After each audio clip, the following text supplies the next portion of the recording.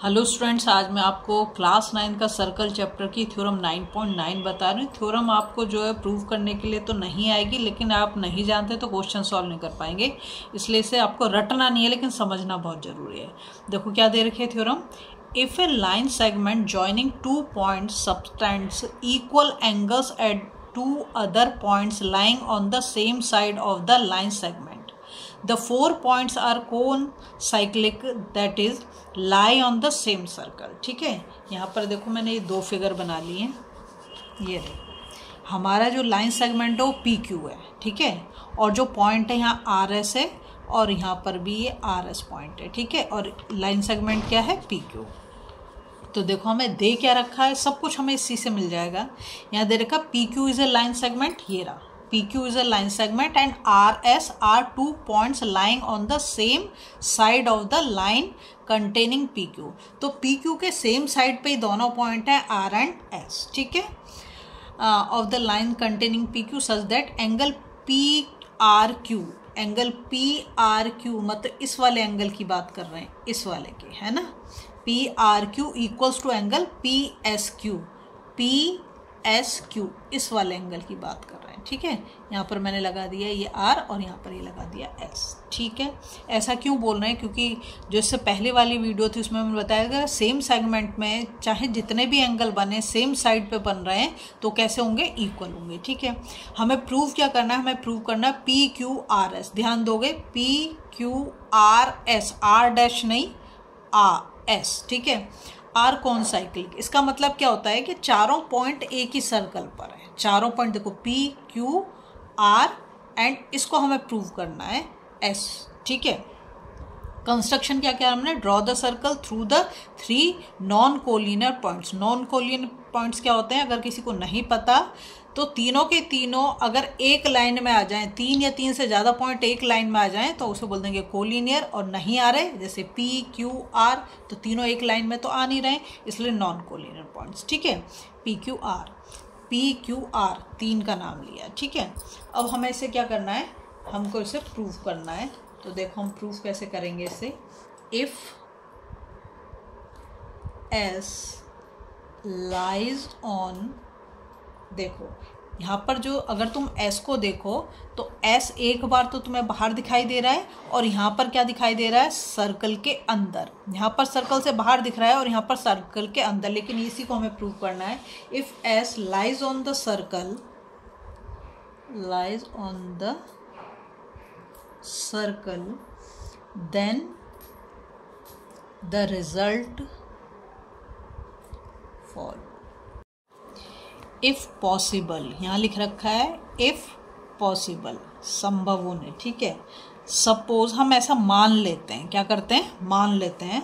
Suppose S does not, क्योंकि मैंने आपको यहाँ पे दिखाया ना तो यहाँ पर ये उस पर है सर्कल पर और ना ही यहाँ पर सर्कल पर, ये सर्कल के बाहर है और ये सर्कल के अंदर है, ठीक है, इसलिए लिखा does not lie on this circle, ठीक है, जो सर्कल बनाए हैं दो, इसलिए मैंने दो फिगर ले लिए अंदर और बाहर के लिए। Then this circle will intersect PS और PS प्रोड्यूस्ड। ऐसा क्यों लिख रही हूँ अभी मैं तुम्हें बता देती हूँ। इन S डैश, देखो यहाँ पर तो ऑलरेडी ये S के बाहर है तो है ना, और यहाँ पर अगर तुम देखो तो यहाँ पर तो इसको, इस वाले PS को तो हमें प्रोड्यूस करना पड़ेगा S डैश तक, ठीक है, इसमें तो आ जाएगा अंदर पे, लेकिन इसे हमें प्रोड्यूस करना है, इसे लिखा PS और PS produce in S dash join S dash Q। ये देखो मैंने यहाँ पे ये जो डॉटेड लाइन में बना रखा है S डैश Q, और यहाँ पर भी देख लो S डैश Q, दोनों डॉटेड लाइन में मैंने इसको ज्वाइन कर दिया, ठीक है। R एंड S डैश, ये हमारा R है, ये हमारा S डैश है, यहाँ पर ये R है और ये हमारा S डैश है। R on the same side, जो हमने लाइन सेगमेंट बनाया है उसके सेम साइड पे ऑफ PQ, लाइन सेगमेंट हमारा PQ है, and the angles in the same segment. इससे पहली वाली अगर वीडियो आप देखो तो उसमें मैंने ये चीज़ क्लियर करी है, ठीक है। आर इक्वल, ठीक है, सेम सेगमेंट में बने हुए एंगल कैसे होंगे इक्वल, तो हम लिख देंगे एंगल पी आर क्यू, ये रहा देखो पी आर क्यू, यहाँ पे देखो पी आर क्यू, ठीक है, मतलब इस वाले एंगल की बात कर रहे हैं, इस वाले एंगल की बात कर रहे हैं, equals to angle P S dash Q. ऐसा क्यों लिखा, देखो ये पी एस डैश क्यू यही एंगल बना रहा है ना, किस पे, सर्कल पे, यहाँ पे देखो पी एस डैश क्यू, तो यही एंगल बना रहा है, ठीक है, इसलिए लिखा है। And angle P S Q, ये पी एस क्यू, ये वाला एंगल पी एस क्यू, ठीक है, equals to angle P S dash Q, ये रहा पी एस डैश क्यू और पी एस डैश क्यू, ठीक है। क्यों ऐसा लिखा मैंने, क्योंकि P angle P R Q equals to angle P S Q, ये हमने क्वेश्चन में यहाँ पे पहले ही लिख रखा है, P R Q equals to angle P S Q, मैंने ऑलरेडी लिख रखा है इसलिए, ठीक है। अब जो हमारी प्रॉपर्टी है, N exterior angle of triangle Q S S dash, ये देखो क्यू एस एस डैश, ये वाला ट्राइंगल की बात कर रहे हैं, क्यू एस एस डैश, और यहाँ पर भी देखो क्यू एस एस डैश, इस वाले ट्राइंगल की बात कर रहे हैं, छोटू सा जो बन रहा है इसकी, ठीक है, is equal to interior opposite angle, ठीक है।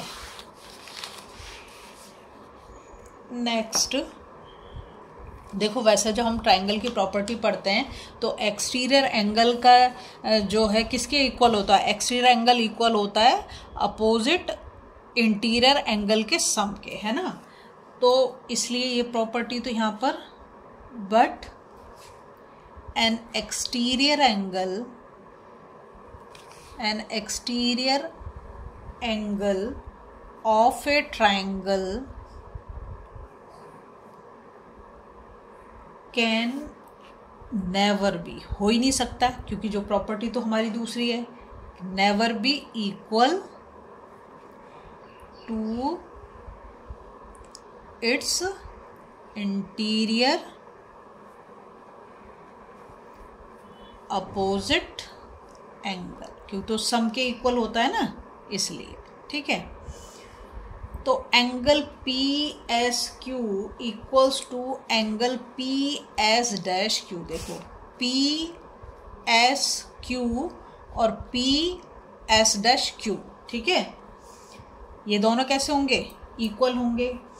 तो यहाँ पे हम लिख देंगे एस डैश को इंसाइड विद एस, मतलब दोनों एक ही पॉइंट पे होंगे, ठीक है। तो S lies on the circle, तभी पॉसिबल है, passing through P Q and R, ठीक है। हेंस हो गया हमारा proof, P hence points P Q R P Q R, और चौथा वाला भी ले लेंगे एस आर को कॉन्साइक्लिक, ठीक है। यही हमें प्रूव करना था। अगर आपको वीडियो पसंद आ रही है प्लीज़ लाइक शेयर सब्सक्राइब कर दें, फॉलो जरूर करें।